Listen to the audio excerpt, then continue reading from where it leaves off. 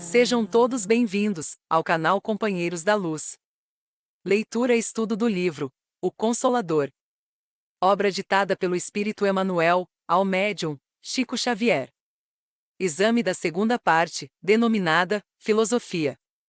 Perguntas de números 246 a 252. Iniciemos então a leitura do questionário de subtítulo. Quinto, Evolução. Item Provação. Pergunta 246. Qual a diferença entre provação e expiação? Emmanuel.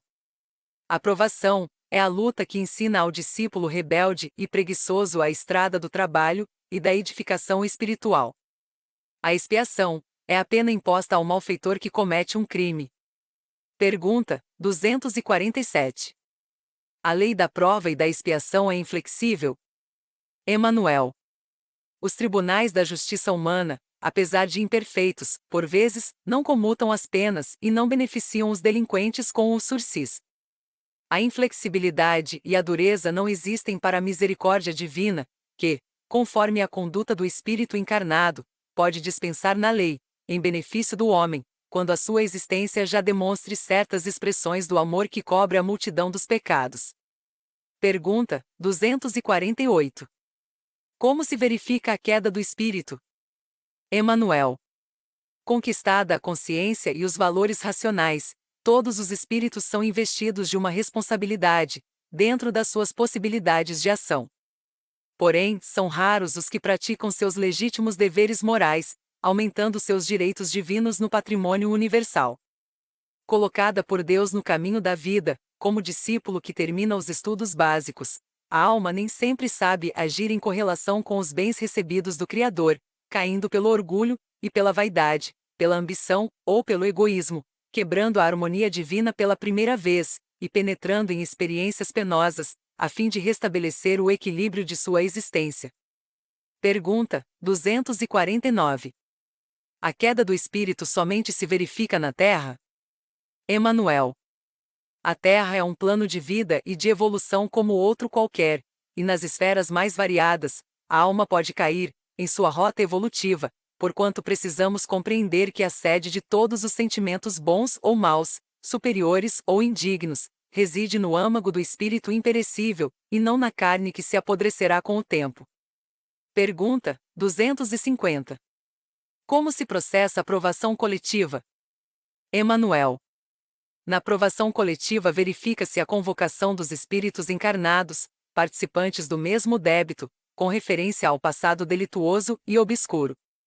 O mecanismo da justiça, na lei das compensações, funciona então espontaneamente, através dos prepostos do Cristo, que convocam os comparsas na dívida do pretérito para os resgates em comum, razão porque, muitas vezes, intitulais, doloroso acaso, as circunstâncias que reúnem as criaturas mais díspares no mesmo acidente, que lhes ocasiona a morte do corpo físico ou as mais variadas mutilações, no quadro dos seus compromissos individuais.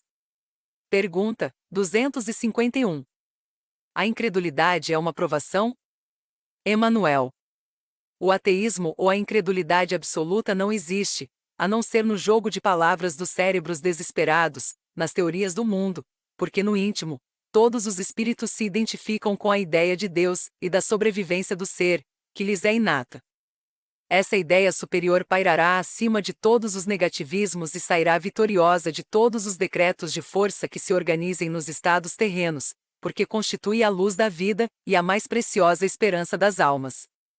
Pergunta 252. Somente se recebe a ofensa a que se fez jus, no cumprimento das provas? E considerando a intensidade dessa ou daquela provação, poderá alguém reencarnar fadado ao suicídio e ao crime? Emmanuel.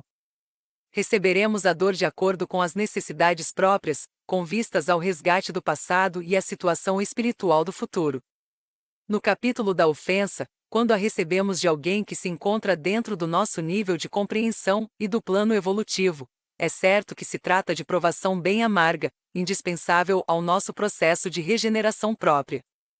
Existem, porém, no mundo, as pedradas da ignorância e da má-fé, partidas dos sentimentos inferiores, e convém que o cristão esteja preparado e sereno, de modo a não recebê-las com sensibilidade doentia, mas com o propósito de trabalho e esforço próprio, conhecendo que as mesmas fazem parte do seu plano de vida temporária, onde veio para se educar, colaborando ao mesmo tempo na educação de seus semelhantes. Relativamente ao suicídio, é oportuno repetir que a obra de Deus é a do amor e do bem, de todos os planos da vida, e devemos reconhecer que, se muitos espíritos reencarnam com a prova das tentações ao suicídio e ao crime, é porque esses devem agir como alunos que, havendo perdido uma prova em seu curso, voltam ao estudo da mesma no ano seguinte, até obterem conhecimento e superioridade na matéria.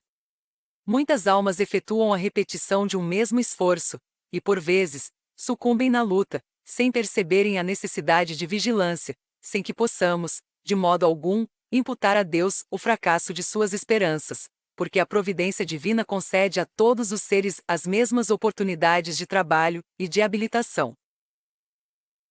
Chegamos ao final da leitura deste questionário. Não percam a leitura do próximo intitulado.